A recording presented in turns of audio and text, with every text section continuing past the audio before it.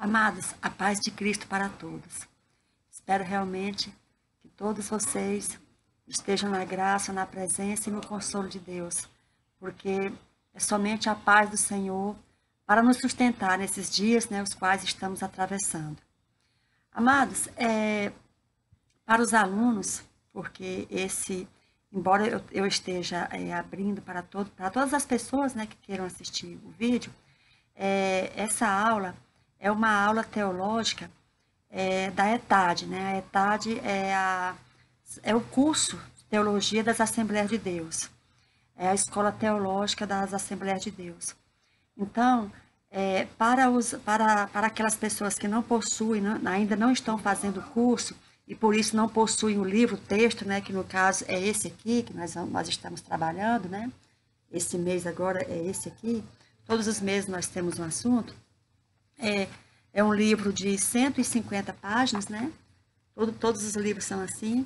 E nesse mês, como os irmãos já sabem, a gente está trabalhando sobre o livro de Atos.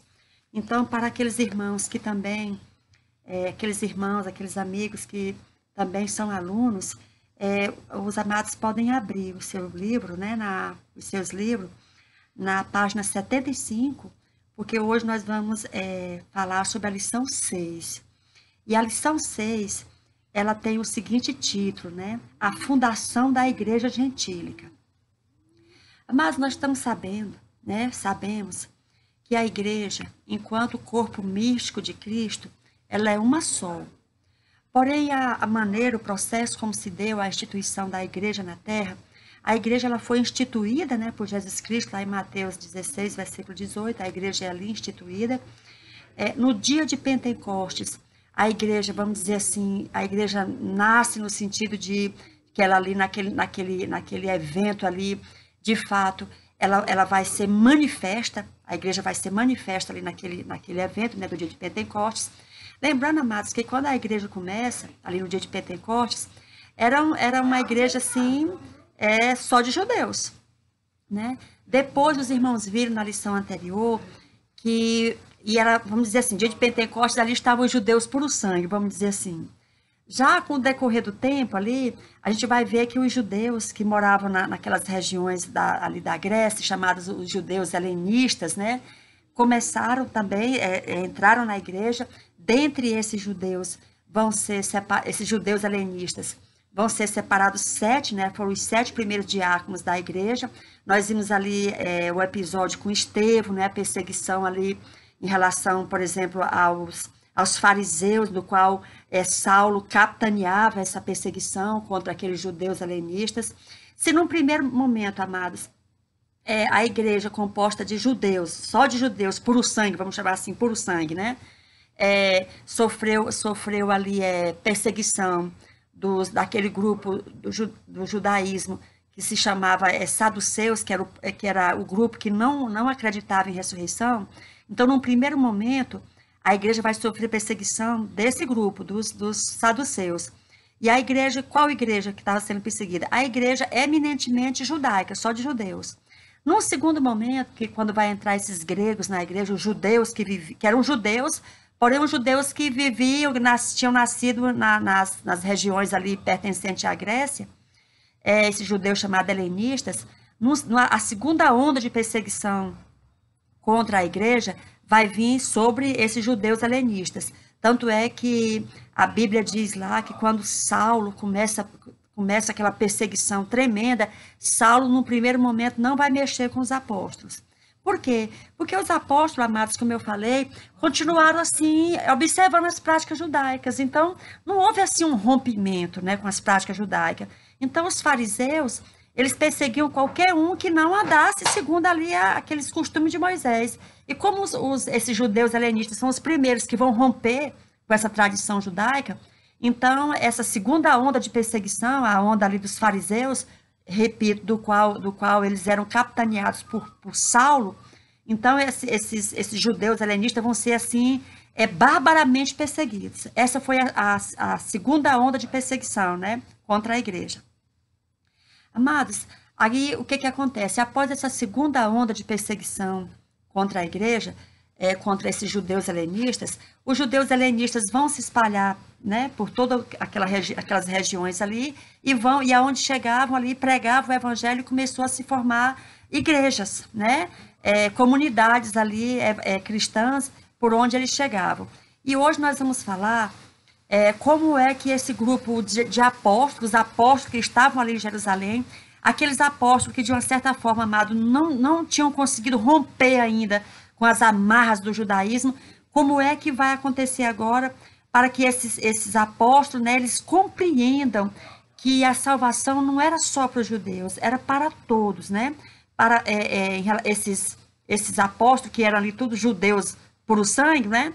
Então, para eles ali era muito difícil aceitar que pessoas que não tinham, vamos dizer assim, ligação com a nação de Israel, no caso, os gentios mesmo, já não estamos mais nem falando de judeus helenistas, não, de gentios mesmo, de romanos, né, de gregos, daquelas outras nações que haviam naquele tempo. Pois bem, isso vai começar agora, né, e vai começar com Pedro, né. Pedro vai ser o primeiro ali que Deus vai chamar para que Pedro venha a quebrar esse preconceito, né, contra aqueles povos, né, os chamados pagãos. Então, vamos ver como foi que isso se sucedeu. Amados, como eu disse aqui, os judeus, eles tinham, assim, dentro do coração deles, assim, não tinha quem tirasse isso do coração deles, que a salvação era só para os judeus. Ou assim, na pior das hipóteses, vamos dizer assim, na melhor das hipóteses, podia até ser um de fora, mas desde que se convertesse às práticas de Moisés, fizesse circuncisão, essas coisas todas, né? Mas isso amados, vai se quebrar agora, né? Vai se quebrar agora e vai se quebrar com a pessoa de Pedro, né? Pedro, aquele que num primeiro momento ali foi realmente o líder ali da congregação, né? Da igreja ali em Jerusalém. Pois bem, e como é que se vai dar isso, irmão? Vai se dar na conversão de Cornélio, né? Cornélio, ele era um oficial romano, ele não era judeu, ele não tinha sangue judeu, não tinha nada a ver com a nação de Israel. Ele era um cidadão romano, ele era nascido na região do Império, ele era romano, né? Então, como na visão dos apóstolos, né, dos discípulos, de toda aquela comunidade ali cristã em Jerusalém, ele continuava sendo ele era um apartado, né? Ele era um pagão, ele era alguém que não seria, vamos dizer assim, coberto ali pelo sangue de Jesus, vamos dizer assim. Eles ainda não tinham esse entendimento de que Jesus derramou seu sangue por todos. Pois bem, amados, o que acontece? Esse Cornélio, né, ele era um oficial romano, como eu disse, e ele morava ali na região da Cesareia. A região da Cesareia, amados, ele ficava ali na orla, né? Ficava na orla ali da Judéia, a cerca de 80 quilômetros de Jerusalém. Cesareia era a capital, né, da província ali da Judéia, porque a nação de Israel estava dividida em províncias, né? Então, a província da Judéia, Cesareia era a capital romana ali, a capital romana da Judéia era a Cesareia. Pois bem, e ali, amados, era onde residia, né, o governador romano, e é onde ficava também o comando geral militar da província. A chamada corte, né, o curte ou coorte, chamava de curte, né? A curte, a qual Cornélio, curte, amados, era como se fosse um batalhão, sabe? Ao qual Cornélio integrava, né? Como centurião, ou seja, como comandante. Provavelmente, era ali a guarda pessoal, né? A guarda pessoal do próprio governador. Cornélio, amados, deve ter sido um dos homens, né? Ali mais importantes e mais conhecidos da região, né? Depois do governador ali, era Cornélio a pessoa mais importante. Pois bem, Cornélio, amados, ele era esse militar romano, né? Porém, era uma pessoa muito assim devota, observador das leis, e de uma certa forma, ele era ali alguém que, perante a Deus, como a própria Bíblia diz, ele era uma pessoa assim, irmão, bem vista. Por quê? Porque a Bíblia diz que ele era um homem piedoso, né? E temente a Deus com toda a sua casa. Toda a casa dele era piedosa, né? E temente a Deus. Está lá em Atos 10, no versículo 2. Só lembrando, irmãos, que hoje nós vamos estar realmente falando sobre o capítulo 10 do livro de Atos. Então, para aqueles amigos, né, aqueles irmãos que não têm o livro da ETAD, pode abrir a Bíblia em Atos capítulo 10. Pois bem, a Bíblia também diz, amados, que ele dava esmolas, né? E era um homem de oração. Cornélio era um homem de oração. E aí, amados, foi exatamente um desses momentos, né, de oração que um anjo aparece para ele, né? Aparece para Cornélio e diz que as orações dele, né, e seus atos de caridade estavam registrados na memória de Deus. Olha que coisa importante, né? Aí, nesse momento, amados, Cornélio ele foi instruído ali a enviar mensageiros a Jope. Jope era uma cidade ali aonde Paulo não apareceu ainda, né? Aonde Pedro estava hospedado. Essa cidade aí onde Pedro estava hospedado. Então, amados, Pedro, né, seria assim o condutor, seria o portador da palavra, né, que conduziria ali o centurião romano e toda a casa dele, né, rumo à salvação, que esse centurião tanto buscava, né, tanto buscava a salvação, tanto é que era um homem temente, piedoso e um homem de oração. Só estava mesmo precisando de alguém que levasse, né, o evangelho a ele, de modo que ele fizesse ali a sua confissão de fé perante ali um representante desse evangelho da graça. Pois bem, então Pedro, amados, vai ser enviado a Cesareia, mas aí tem um problema. Tem um problema, qual o problema? Pedro é um judeu, e um judeu puro sangue, vamos dizer assim. Então, para um judeu puro sangue, irmãos, ele sequer botava o pé dentro da casa de uma pessoa, dentro de uma pessoa que não fosse também judeu, porque ele achava que se ele botasse o pé na casa de uma pessoa que não era judia, ele iria se contaminar, ele iria ficar impuro, né? Então, irmãos, isso era uma tradição que já vinha de tempos, entendeu? Então é muito difícil romper com tradição. Aquilo que a pessoa já nasceu fazendo e viu os outros fazer. Mas vamos ver, amados, qual foi a estratégia aqui que Deus vai usar com Pedro, para que Pedro rompa mesmo com esse preconceito para com os pagãos, né? Os chamados pagãos. Vamos lá. Amados, essa passagem que eu vou me referir agora, está lá em Atos 10, né, do versículo 9 ao 16. Então, amados, o que acontece? Deus vai preparar ali Pedro, para Pedro ir até a casa de Cornélio, anunciar o evangelho, anunciar a salvação. Cornélio iria aceitar essa palavra e toda a casa de Cornélio seria salva, e inclusive, amados, seriam também batizados ali com o Espírito Santo. Na casa de Cornélio, toda aquela família ali receberia inclusive o dom de línguas ali vai ser manifesto, né? Pois bem, então, amados, o que aconteceu? Quando Cornélio estava orando, né, Deus falou para Cornélio que ele enviasse mensageiros, né, até Jope e fosse falar com Simão, né? Simão estava hospedado na casa lá de outro Simão, fosse falar com esse Simão Pedro, porque Pedro iria até a casa de Cornélio. Pois bem, Deus deu essa orientação para Cornélio, e agora Deus vai preparar o coração de Pedro para que Pedro pudesse aceitar essa incumbência de ir até a casa de Cornélio. E como é que isso se deu? Amados, Pedro estava ali orando, né? Era na tarde, Pedro estava orando e Pedro estava ali, foi preparar uma refeição, né? Pedro estava com fome, foi preparar uma refeição. Então, amados, enquanto ele estava preparando ali a refeição, né? Ele vai ter uma visão. E qual foi aqui, né? A visão de Pedro? Pedro olhou assim, quando Pedro olha, vinha descendo um lençol do céu. E nesse lençol, amados, vinha animais de todo jeito. Todo tipo de animal tinha dentro desse lençol. E aí Deus diz para Pedro, Pedro, tá vendo esse lençol aí com todos esses animais? Estou. Pois mata esses animais e come. Aí quando Pedro olhou, irmãos, e viu que tinha animais ali dentro, que segundo a lei de Moisés não era lícito que um homem comesse, né, que um ser humano comesse, Pedro disse, longe de mim, eu jamais botaria na minha boca algo que é impuro. Aí Deus responde para ele, né? Não chame de impuro aquilo que teu Deus purificou, né? Aquilo que teu Deus realmente não tem essa mesma visão que você de achar que algo é bom ou que algo é ruim, só com puro sentido de preconceito, né? Na verdade, amados, esse lençol que vinha descendo, né, com esses animais ali, na verdade, aqueles animais estavam representando, era o povo de nações do mundo todo, né? Povo de nações do mundo todo, até porque se os irmãos forem verificar, geralmente nações costumam ter um animal, né, como representante daquela nação. Então, aquele lençol estava ali cheio de todos os animais, e Pedro, né, logo de cara disse, não tem animal aí dentro que é impuro, esses eu não toco. Aí Deus disse, não chame de impuro aquilo que teu Deus purifica, né? Então, amados, o que acontece? Pedro, né, assim, mesmo né? Talvez até contra a vontade, né? Mas fazer o quê? Então Pedro vai até a casa de Cornélio, vai, chegando lá, Pedro é recebido, né?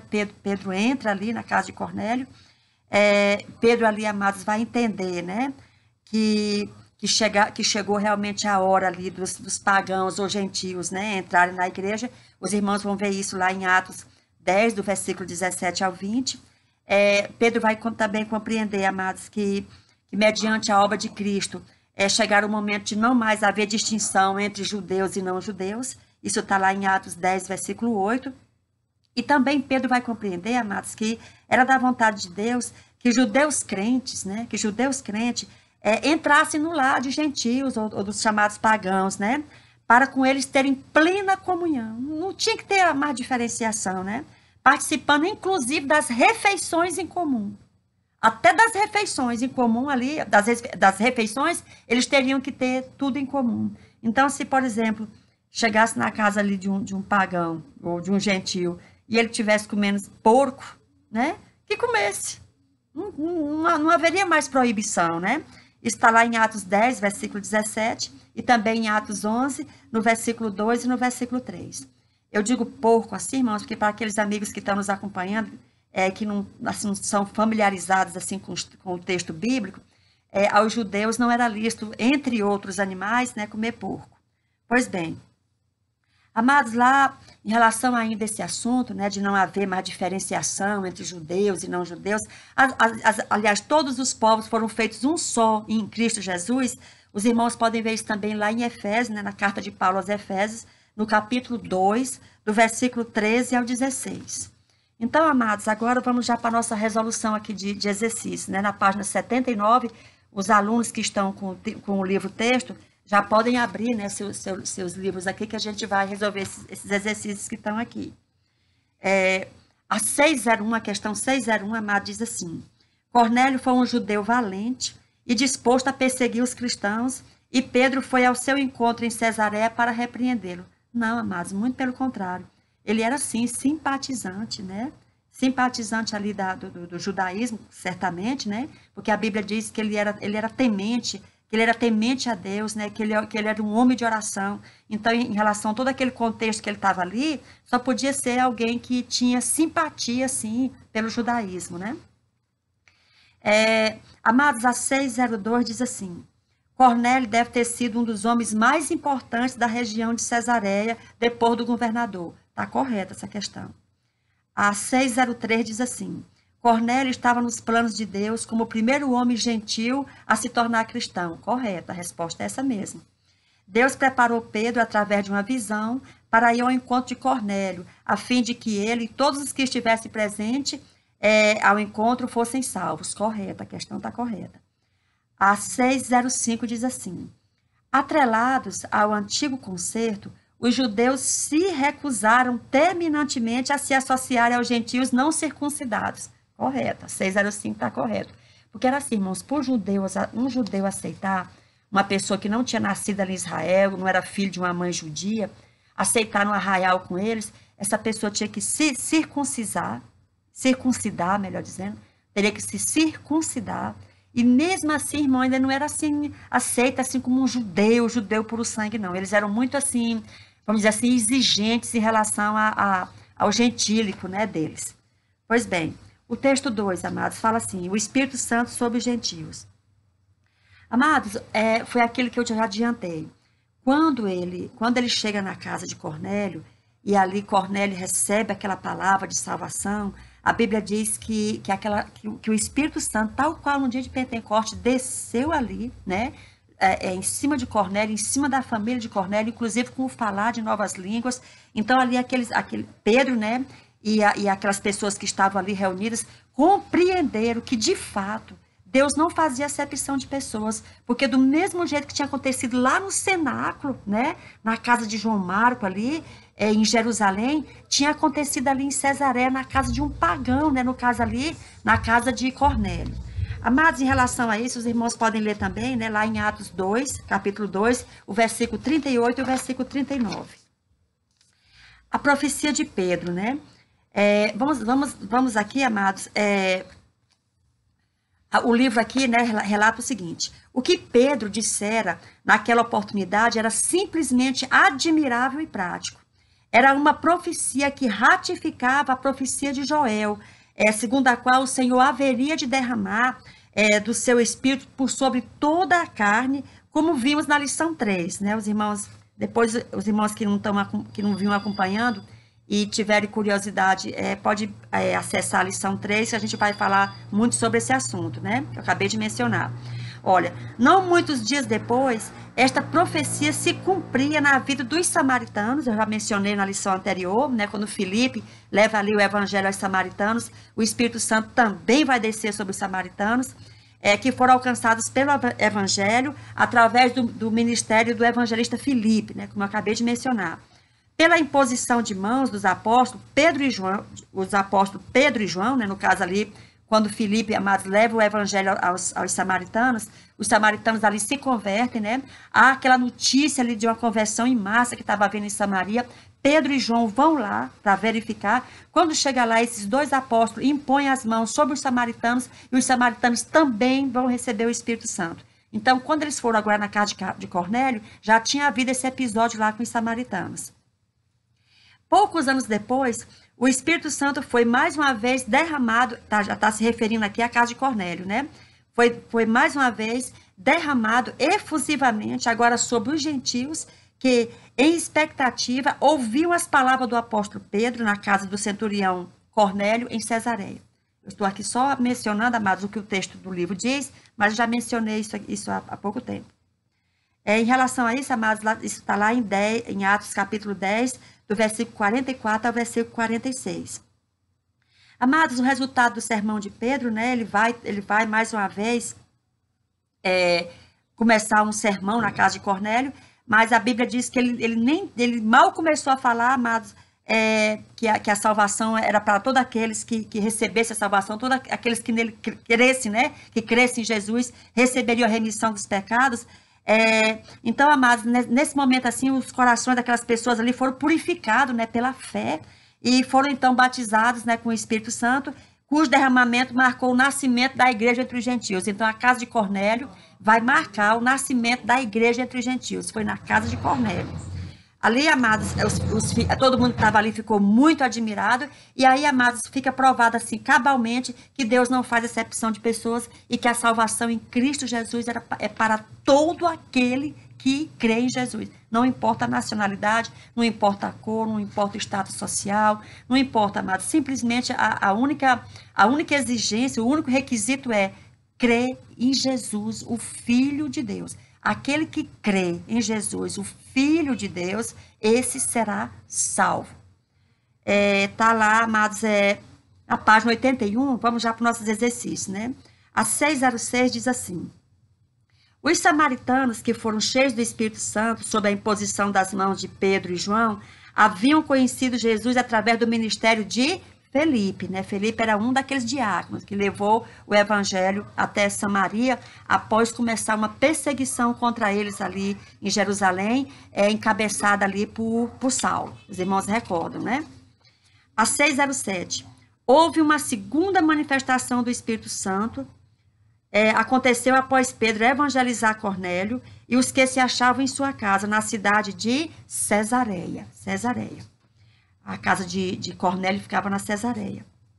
A 608. O derramamento do Espírito Santo sobre as pessoas presentes da casa de Cornélio marcou o nascimento da igreja entre os gentios. A igreja vai nascer lá no dia de Pentecostes, né? A igreja, vamos chamar assim, judia, né? Entre os judeus. E agora a igreja gentia vai nascer aqui na casa de Cornélio. A 609. Ao ouvirem Pedro que todo aquele que crê em Jesus Salvador recebe remissão de pecados, aí a resposta, amados, é a letra C que diz assim: todos creram e foram batizados com o Espírito Santo. Glória a Deus.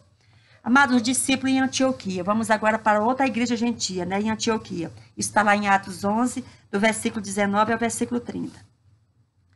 Vamos ler aqui um pouco sobre Antioquia, né? A Bíblia diz, o livro-texto, amado, diz que naquele tempo Antioquia era considerada a terceira cidade ali em importância no Império Romano. Lembrando que a primeira cidade era Roma, né? A segunda era Alexandria, que ficava no Egito, e ali Antioquia, que ficava na Síria, ao norte ali de Israel. Amados, Antioquia tinha cerca ali de 500.000 de habitantes, né? Era a porta, né, de acesso ali ao mar Mediterrâneo e as grandes estradas ali orientais, e foi o centro, né, da penetração de Júlio César, Augusto e Tibério.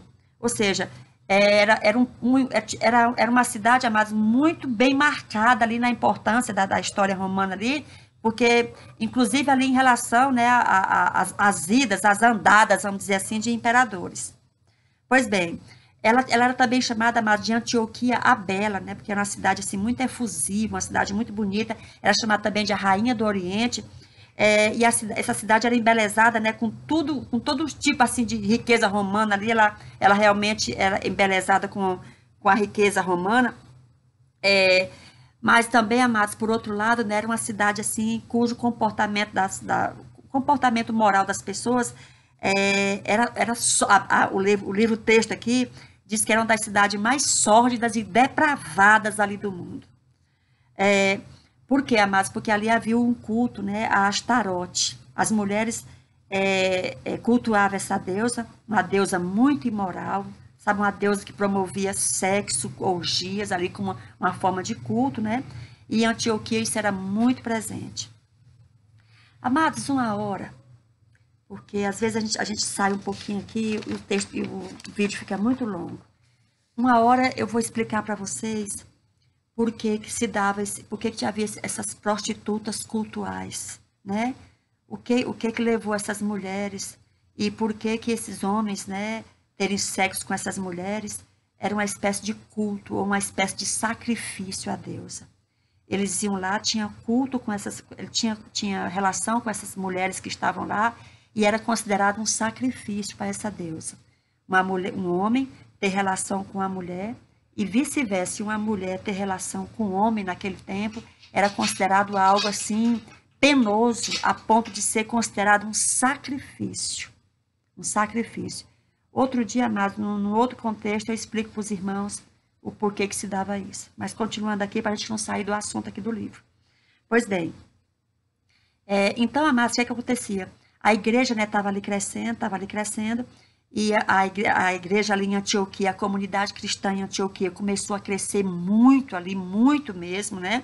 E ali em Antioquia, amados, vai acontecer algo importante que eu quero que os irmãos assim gravem, né? Amados, foi em Antioquia, da Síria, onde pela primeira vez os cristãos foram chamados de cristãos. Ou seja, foi em Antioquia da Síria, onde pela primeira vez os crentes em Jesus foram chamados de cristãos. Porque antes eles eram chamados de o povo do caminho. Era o povo do caminho, era o povo da ressurreição. Mas cristãos, que significa pequenos cristos, imitadores de Cristo, esse nome, essa alcunha, cristãos, foi dado pelo povo lá da cidade de Antioquia, na Síria. Um lugar que era fora de Israel, né? Ficava na Síria. Pois bem, amados, essa igreja de Antioquia da Síria vai começar a crescer muito, né? Muito mesmo, a ponto da igreja de Jerusalém precisar mandar obreiros para lá. Barnabé, né? Barnabé que estava ali na igreja de Jerusalém, é enviado para Antioquia. Quando ele chega lá, ele vê que realmente há um campo ali muito grande, muito vasto, e Barnabé vai se lembrar de quem? De quem? De Saulo. Vamos recapitular um pouquinho o que tinha acontecido com Saulo, irmãos, para entender aonde que Saulo vai entrar nessa história agora. Os irmãos estão lembrados, né, que a segunda onda de perseguição contra a igreja foi capitaneada por Saulo. Por quê? Porque esses judeus helenistas estavam pregando a graça de Jesus nas sinagogas. E se estava pregando a graça de Jesus, irmão, não tem como conciliar a graça e a lei. Se eles pregavam a graça, ao mesmo tempo que eles faziam isso, estavam desautorizando a lei. E para os fariseus, do grupo do qual Saulo fazia parte, não era cabível que alguém ousasse dizer que a lei de Moisés não era a lei total, a lei que valia e a lei que salvava. Ninguém era louco de dizer isso, né? e os judeus helenistas ali, liderados ali por Estevão, né, estavam fazendo isso. Então, Saulo vem, amado, Saulo vem aquela perseguição tremenda ali contra esses judeus que estavam pregando a salvação pela fé e pela graça, sem precisar observar a lei de Moisés. Então, esse grupo ele é muito perseguido. Nós vemos ali que Estevão foi apedrejado e os outros, para não morrer, tiveram que ir embora rápido, né? Porque Saulo estava devastando tudo ali. Então, o que acontece? Quando Saulo percebeu que eles tinham ido embora, né? Tinha escapado da morte, Saulo pede, né? Pede ali uma autorização para sair varrendo. Aonde achasse um cristão ali, um judeu cristão helenista ali, trouxesse para Jerusalém para eles serem apedrejados e mortos lá. Pois bem, quando ele vai entrar na cidade de Damasco, teve o episódio, né? Paulo teve aquela visão, aquela luz, Paulo vai cair do cavalo, literalmente cai do cavalo, já cai cego, né? E ali Deus toca no coração de um crente ali chamado Ananias. Ananias vai lá, ora, Paulo começa a enxergar novamente. Aí, amados, Paulo fica naquele momento que ele está ali, Paulo, de uma hora para outra, de perseguidor, virou a perseguido, porque aquelas pessoas que tinham enviado Saulo, e até aqueles homens que estavam com ele ali, tipo um miliciano, se voltaram contra Paulo, quiseram foi matar Paulo, porque agora Paulo tinha virado um cristão também. Então, Paulo, amado, sai às pressas dali, sai fugido, né, por dentro de um cesto, sai fugido ali para não ser morto.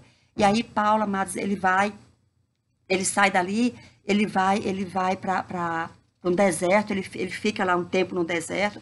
Depois, amados, ele vai em Jerusalém, e quando ele chega em Jerusalém, ele não é bem recebido, ninguém queria receber ele, porque todo mundo tinha medo dele. Foi preciso Barnabé conversar com os apóstolos aceitarem receber ele lá. Ele fica uns dias lá com Pedro, 15 dias com Pedro, e aí ele volta para a terra dele, né? A terra dele era Tarso. Tarso ficava na Cilícia, então ele ficou lá, e aí não se tem mais notícia de Paulo, né? Não tem mais notícia de Paulo. Mas quando aqui agora, Barnabé, o mesmo Barnabé que tinha mediado lá a apresentação de Saulo junto aos apóstolos em Jerusalém, o mesmo Barnabé vai se lembrar de Saulo quando chega na igreja de Antioquia e viu que lá tinha um trabalho muito grande para ser feito, e ele precisava de um bom auxiliador, de um ajudador para ele ali. Ele lembra de Paulo, né? E agora vai lá na Cilícia, né? Em Tarso, e vai trazer Paulo para Paulo ajudar ali agora a evangelizar, né? Mas só Deus para fazer essas coisas, né?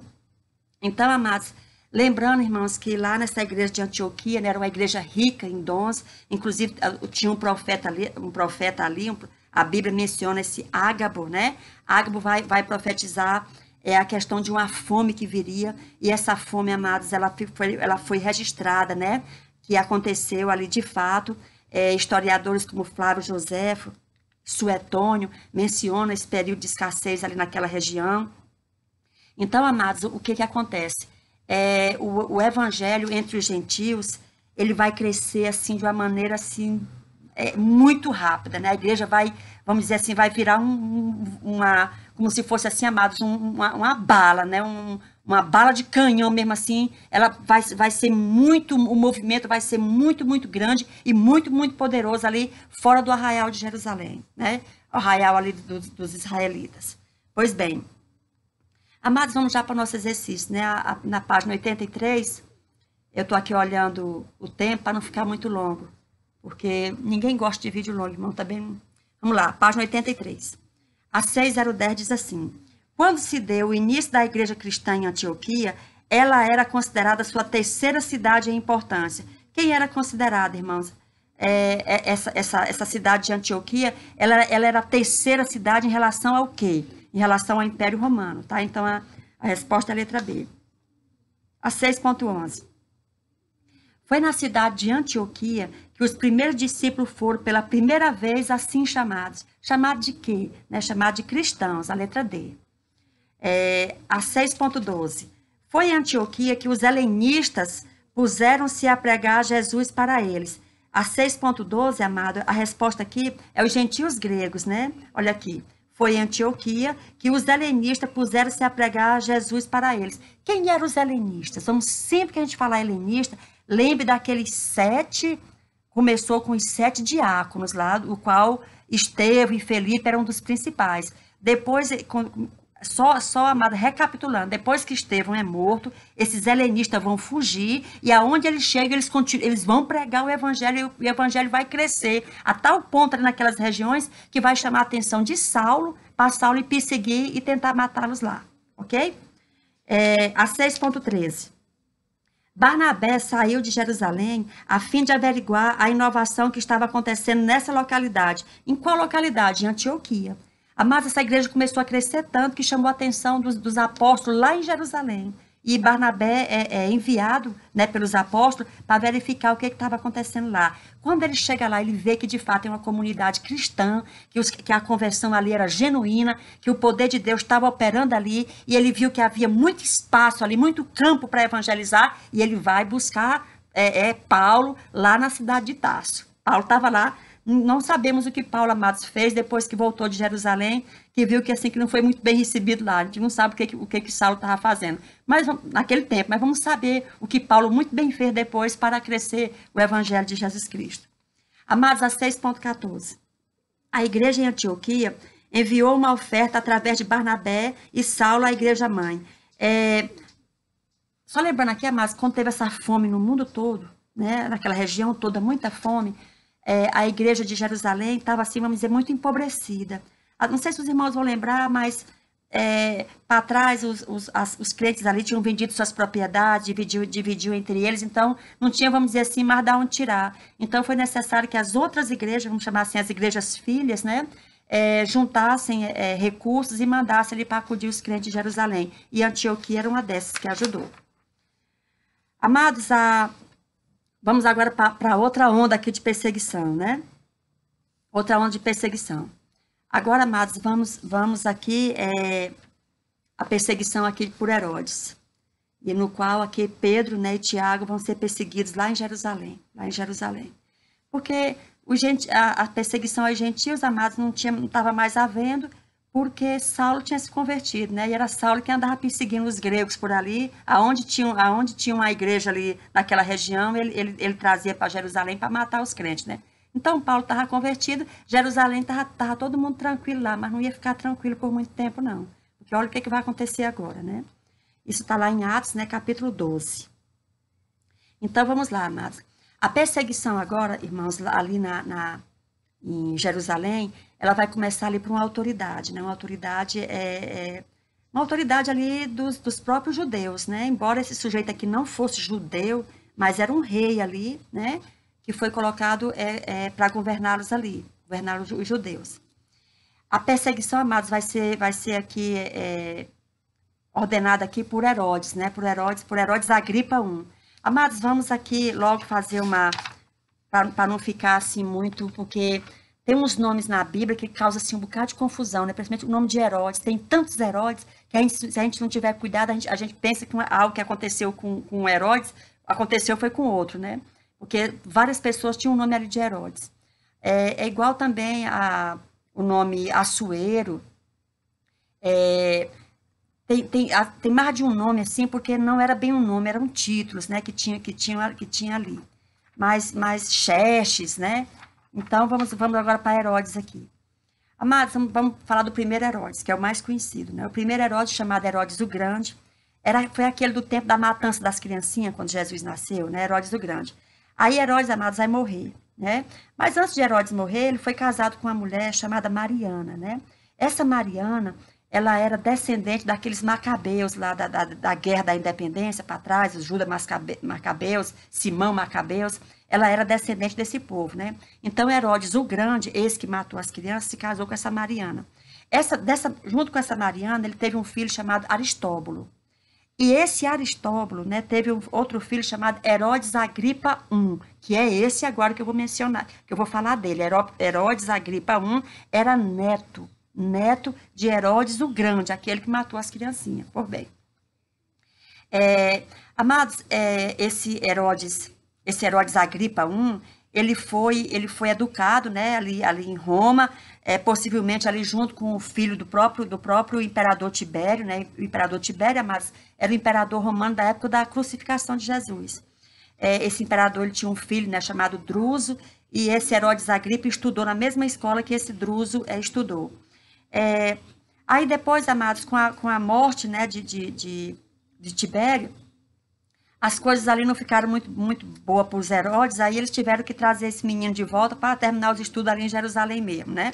Então, o que aconteceu? Ali em Jerusalém, esse Herodes Agripa I vai começar a amealhar ali amizades, né? Assim, envolvendo assim, o mundo ali político, tudo. Então, daí a pouco, amados, o imperador Calígula, né? Já era outro imperador, Calígula, vai dar a ele o título de rei. Isso se deu mais ou menos, amados, no ano 39, por aí assim, né? E esse Herodes Agripa I, que era rei de pequena parte de terra ali na Palestina, ali na Judéia, ele vai amealhando cada vez mais poder e vai crescendo as terras dele lá, aonde ele governava, aquela região que ele governava. Daí a pouco ele já estava com tanta terra quanto o avô dele, né? O Herodes, o Grande, o que tinha matado as criancinhas. Pois bem, amados, quando a Bíblia diz ainda, a Bíblia não, a história diz que quando Cláudio, né, o outro imperador romano, porque aí teve Tibério, depois de Tibério vem o Calígula, depois de Calígula vem o Cláudio. Então, quando esse Cláudio se tornou imperador, mais ou menos no ano 41, passou também para as terras desse Herodes Agripa I, as terras ali da Judéia, né, e de Samaria, ou seja, as terras assim umas terras que ficavam mais ao sul e as terras que ficavam mais ao norte, também passou para o poderio desse Herodes Agripa I, de modo que ele foi ficando cada vez mais poderoso. Tão poderoso a ponto de lá na frente ele se inchar e achar até que era Deus, e aconteceu o que aconteceu, que eu vou dizer já já. Pois bem, esse Herodes, amados, o que acontecia? Ele procurava assim agradar os judeus, porque sobre esse rei, essa dinastia Herodes, desde o Herodes avô, os judeus, amados, não viam ele assim, essa dinastia com muito bons olhos, não, porque essa dinastia dos Herodes aí, eles não eram judeus. Eles eram os aventureiros que tinham vindo lá de Edom, das terras de Edom. Quem era Edom, amados? Era Esaú lá no passado, né? Então, eles foram se infiltrando ali, sabe assim, como diz hoje, fazendo coordenação, articulação, pronto. Começaram a fazer umas articulações ali no meio político, quando pensou que não, ganharam uns cargos lá dentro, e quando se espantaram que não, já eram rei lá dentro. Mas o pessoal que conhecia eles, assim, os judeus, não via eles, não tinha muita confiança nesses Herodes, não. Por isso que esses Herodes, de uma certa forma, procuravam agradar os judeus. Tipo assim, embelezar o templo, fazia grandes obras ali para agradar, e tudo aquilo que eles viam que agradava os judeus, eles costumavam fazer, que era para ver se aquela antipatia, desconfiança que os judeus tinham pelo fato desses Herodes não serem descendentes de Jacó, era descendente de Esaú. Então, assim, para tentar minimizar essa má impressão que os judeus tinham desses Herodes aí, dessa família de Herodes. Então, vocês vão ver, amados, que eles estão sempre fazendo coisas assim para agradar o povo, né? Eles vão fazer agora uma coisa aqui terrível, mas para agradar os judeus. Olha o que eles vão fazer. Então, amados, o que acontece? Eu não vou pular isso aqui não, porque vai ser o próximo assunto aqui. Deixa eu só verificar aqui. Só ver. Aqui. Então, amados, vamos aqui. Não vou, porque depois a gente vai tratar aqui de outro assunto, mas já vai ser na lição 7. Pois bem, aí, amados, o que acontece? Quando os judeus ficaram sabendo, lá em Jerusalém, ficaram sabendo que agora tinha apóstolo, tipo Pedro, que tinha entrado na casa de um pagão, de um impuro, que era Cornélio. Então, assim, aquilo que eles ainda respeitavam os apóstolos, assim, porque eles achavam que os apóstolos era tipo assim, era mais uma seita que os apóstolos tinham ali criado com Jesus, era mais uma seita do judaísmo, mas tinha tantos partidos dentro do judaísmo, então a seita deles aqui do caminho era mais um, então eles não se importaram muito não, até porque de uma certa forma a gente observa, amados, que os judeus, que os apóstolos ali não romperam com as tradições, não romperam com andar no templo, mas quando esse pessoal lá de Jerusalém, esses fariseus aqui de Jerusalém, ficaram sabendo que eles tinham ido lá em Cesareia e entrado na casa do impuro, aí não. Aí não. Aí, irmão, partiram para cima dos apóstolos com tudo e consegue pegar 2, né? Pegam 2, um não era nem apóstolo, irmão. Aliás, era assim. Pegaram 2 apóstolos, né? Pegou Tiago, que eu estava confundindo aqui, Tiago, o irmão do Senhor, que era pastor em Jerusalém. Não, não é esse não. Esses 2 apóstolos que eles vão pegar aqui, um é Tiago, o irmão de João, né? Que eram os filhos de Zebedeus, e vão pegar Pedro, vão prender. Herodes, quando viu que aquilo que ele fez agradou os judeus, ele prendeu 2 apóstolos para matar, então aquilo agradou muito os judeus, e ele via, aquilo que eu falei, ele sempre procurava agradar os judeus. Pois bem, ele vai mandar cortar a cabeça de Paulo, corta a cabeça de Paulo e deixa Pedro ali preso para ser morto no outro dia. Como dizia lá no interior, matava um de manhã e deixava o outro pendurado para de tarde. Foi mais ou menos isso. Pedro aqui ficou pendurado para de tarde, né? Ia morrer no dia seguinte. Amados, a Bíblia diz, olha só, que Pedro ali, né, já tinha visto o que tinha acontecido com Tiago, né? Tiago, irmão de João, que era um dos apóstolos, e Pedro ficou lá, né? Aquilo que eu falei, irmão, no dia de Pentecoste, quando aqueles homens foram revestidos de poder, eles perderam o medo de morrer. Eles não tinham mais suas vidas ali como preciosas, não. Quando disse assim, Pedro vai morrer, matou ele hoje, amanhã eu morro. Aí Pedro pensou assim, morrer para mim é lucro, né? Estar com Cristo. Então Pedro se deitou e dormiu. À noite, amados, a Bíblia diz que um anjo chega lá, né? Um anjo chega lá, bate nele, olha, foi preciso sacudir.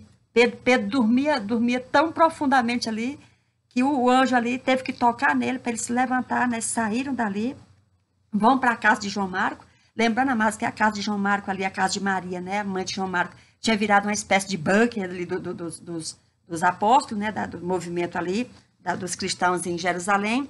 E aí, amados, o que acontece? Aí, quando ele chega lá, houve uma alegria, né, certamente, né? Pedro chegou ali, foi uma alegria muito grande dos crentes que estavam ali. Aí a Bíblia diz, amados, lá no versículo 17, né? Estamos em Atos 12, Atos capítulo 12, no versículo 17, fala que a partir desse episódio de que ele foi liberto, né, da morte aqui pelo anjo, Pedro saiu e partiu para outro lugar. Amados, esse outro lugar, que está lá no verso 17, como eu disse, a tradição romana quer atribuir que ele foi para Roma, né? Mas a Bíblia não diz isso, né? Não diz de maneira alguma. E também, amados, não há indicação de que Pedro tenha ido além, por exemplo, ali de Antioquia na Síria, de Chipre. Não há indicação nenhuma. O ministério de Pedro vai ficar mais circunciso ali, circunscrito, melhor dizendo, circunscrito ali, aquela região ali próxima ali de Jerusalém. Ele não vai se adentrar para muito mais longe, não, e Roma ficava muito longe, né? Só muito depois Paulo vai alcançar Roma. Pois bem, e outra coisa, irmãos, vamos pensar assim, Pedro, se Pedro estava achando difícil evangelizar pessoas que estavam próximas, ele na região da Cesareia, que ficava ali, sim, na região ali de Israel, ali, Cesareia ficava ali. Se Pedro achou difícil, né, não quis ir para aí, imagine, foi praticamente na marra, né, faça um cálculo se Pedro ia bater em Roma, não tem cabimento essa história, né. E outra coisa, amados, Pedro, né, ele estava em Jerusalém ali, por ocasião daquele primeiro concílio, né, que aconteceu em Jerusalém, no ano 48 depois de Cristo, que está lá em Atos 15, né. Interessante, amados, que quando o apóstolo Paulo chega em Roma, ali por volta do ano 57, mais ou menos, evidentemente ali nenhum apóstolo tinha estado ali antes, porque uma vez que os judeus procuraram Paulo para investigar a respeito daquela seita. Que seita, né? Que seita era essa? E se Pedro estava lá, eles teriam perguntado sobre essa seita lá para Pedro, né? Mas foi perguntar para Paulo, né, sobre que seita era essa, que estava sendo impugnada por toda parte, né? Amados, aqui página 85, o exercício, né? A 6.15 diz assim: os ataques das forças do mal contra os cristãos foram desencadeados foram pelos saduceus, foi a primeira onda, como eu falei, depois a segunda onda. A primeira onda dos saduceus aqui, porque aquela cura lá do coxo, na porta formosa lá do templo de Jerusalém, aquela cura lá por Pedro, né? Depois pelos fariseus, amados, em relação a Estevão, né? A martírio de Estevão, os fariseus aqui vão desencadear uma perseguição, cujo líder era Saulo. Depois, amados, a terceira onda aqui que foi para uma autoridade, né? Uma autoridade ali constituída, que no caso aqui foi Herodes Agripa I. Então, todas as alternativas estão corretas, né? Letra D. A 6.16. Herodes pretendeu atacar os apóstolos, valendo-se de uma oportunidade em que ele entendia haver desobediência à lei, quando um deles comeu com um gentio incircunciso, ou seja, esse gentio incircunciso era justamente ali Cornélio, né? Como eu expliquei para os irmãos. A 6.17. Foi libertado por um anjo da prisão, foi libertado por um anjo na prisão enquanto dormia. Quem foi? Pedro. 6.18. Maria, a mulher em cuja casa os cristãos reuniam-se para orar, era mãe de João Marco. A casa de João Marco, como eu disse, virou uma espécie de bunker. Vamos lá. Amados, a morte de Herodes. Eu vou aqui simplificar para não ficar muito grande aqui o vídeo. Amados, a morte de Herodes se deu assim. Esse homem começou, né, ficou muito poderoso ali. A Bíblia diz que ele recebeu lá uma delegação de uns políticos que vinham de outra região. Vinha assim para uma espécie de beijamão, irmãos, para receber verbas, igual hoje, muito diferente não. Então, eles sabiam que Herodes não estava, assim, vamos dizer assim, muito favorável a eles, né? Então, eles trouxeram muita gente, assim, para tentar fazer ali uma pressão, né? Para que Herodes liberasse alguma verba para eles lá, já que Herodes agora era o manda-chuva dali, aquela região toda. Então, quando Herodes começa a discursar, aquele povo, né, aqueles homens que vieram, aqueles políticos e mais aquele povo que veio junto com eles, se levantaram e disseram assim, isso não é um homem que está falando, é Deus que está falando. Fala como um Deus, é um Deus que está falando. Aí a Bíblia diz que Herodes, né, se inchou, né, se achou bom receber aquilo ali, de ser chamado de Deus.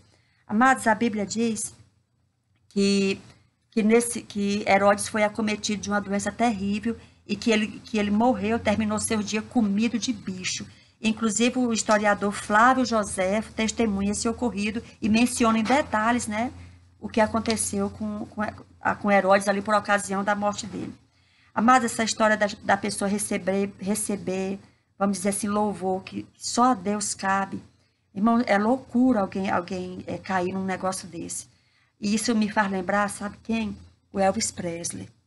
O Elvis Presley, todos os irmãos sabem, né? Ele era da Assembleia de Deus, ele era crente, ele saiu da igreja, começou a fazer sucesso no mundo, foi chamado o rei do rock e tudo. E aí, conto, amados, isso foi fato, né? Há, inclusive, gravações disso, desse dia que aconteceu isso. Ele estava cantando e, de repente, alguém levantou uma faixa lá atrás, escrito assim, Elvis, você é rei. Aí ele mandou os músicos pararem, parou o show, apontou o dedo assim para essa faixa lá na frente e disse assim, olha aqui, o único rei é Jesus Cristo. Então, amados, pelo menos desse mal aqui de Herodes, Elvis Presley não incorreu no mesmo erro. Pois bem, e é interessante, amados, a gente nós acreditamos que isso que aconteceu com Herodes, né? Acreditamos que Lucas, né, tenha inserido esses acontecimentos aí no livro de Atos, para mostrar que Deus realmente ele não fica, amado, inerte, né? Em relação àqueles que causam aflição à igreja, aqueles que inconsequentemente tentam impedir a proclamação ali e a promoção do reino de Deus. Então, amados, é muito temerário, né, quem se põe, digamos assim, como pedra de tropeço para a pregação do evangelho e para que o nome de Jesus, amados, realmente seja engrandecido por sobre a terra, né? Seja engrandecido, conhecido e aceitado por sobre a terra. Vamos aqui, amados, para nossos últimos exercícios. Página 87, a 6.19. A narrativa da morte de Herodes Agripa I confirma mais uma vez o poder de Deus, em cujas mãos está o controle de toda a história. Correto, amados, está certo. A 6.20. Ambicioso por poder, Herodes Agripa I tomou muitas atitudes próprias de um hipócrita, conseguindo do imperador Calígula o título de rei. Correto, mas eu falei que ele chegou ali e ele começou se infiltrando ali, foi se infiltrando, foi fazendo articulação política ali, né? De uma certa forma bajulando ali autoridades, tal, traição e tudo, todas essas coisas que a gente sabe que permeia quem quer galgar o poder. E Herodes vai chegar desse jeito, né? Até como eu falei para vocês, nem judeu esse homem era, né? E vai virar rei dos judeus ali, vê se pode. A 6.21. Herodes Agripa I sempre mostrou-se hostil em relação à fé judaica, mantendo-se totalmente distante das lideranças religiosas. Não. Ele sempre foi muito favorável ali ao judaísmo, aos judeus. Tanto é que qualquer coisa ali que fosse para agradar ali os sacerdotes, agradar aqueles religiosos ali, aqueles que lideravam ali o povo, né, em relação à fé judaica, Herodes promovia e, de uma certa forma, capitaneava até essas ações, tá? Então, a questão está errada. A 6.21 está errada. A revisão geral, amados, aqui. A 6.22. Eu vou aqui ser rápida porque para a gente não ficar longo aqui. A 6.22, amados, é a letra D. A 6.23 é a letra B de bola. A 6.24 é a letra A. A 6.25 é a letra C de casa. E a 6.26 é a letra E. Irmãos, obrigada, né? Obrigada a vocês, os alunos, né? Aos outros irmãos, aos outros amigos, as pessoas em geral que têm assistido, né, essas aulas da ETAD, têm inclusive me mandado muito assim feedback a respeito, eu fico muito feliz.